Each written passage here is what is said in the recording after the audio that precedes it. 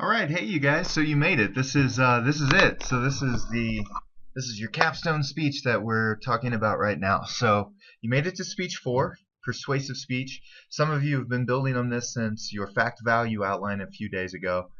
You did your fact value outline. You then had your proposal memo, and now it's here. Now it's time to give this thing. So this is really exciting to me.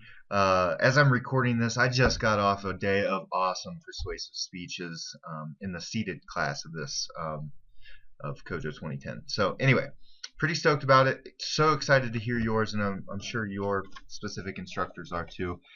So let's go ahead and get the assignment read out.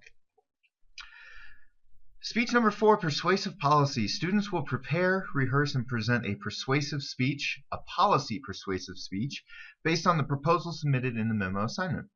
The purpose of the assignment will be to persuade your audience to adopt the solution presented in the proposal memo.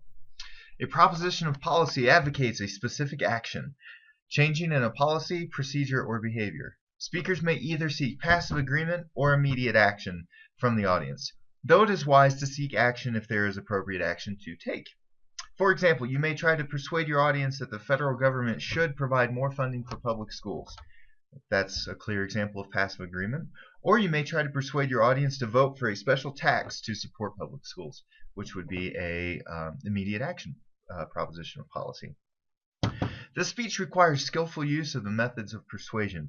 Special emphasis should be given to evidence and reasoning. Audience analysis and adaptation are particularly important in persuasion. You must cite at least 6 credible sources. Your speech should demonstrate the concepts and principles of effective speaking discussed in class and in your text. The speech should be delivered extemporaneously and not memorized or read to the audience. Topics are limited to those approved by your instructor. At this point, you've talked about these topics with your fact value outlines and with your proposal memo, so you should have a pretty good idea of whether or not your topic is in that appropriate parameter. All right. Each person will have 6 to 8 minutes to present speech number 4. If 1 minute over or 30 seconds under the time limit, you will be penalized 5 points. After 1 minute over the time limit, you will have to immediately stop speaking. This will affect your grade in a variety of ways. For instance, you may receive no credit for your conclusion or other parts of your speech they don't get to. Outlines have to be typed and uploaded to UWyo courses before it is your time to speak. Late outlines will not be accepted. All right.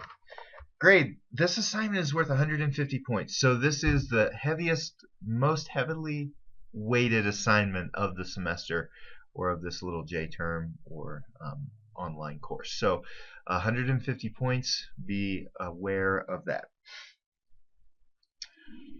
Make sure that you're not just reading your memo, but that this is a completely developed outline that's using problem solution or Monroe's motivated sequence. So if you've talked about those persuasive organizational patterns already, great.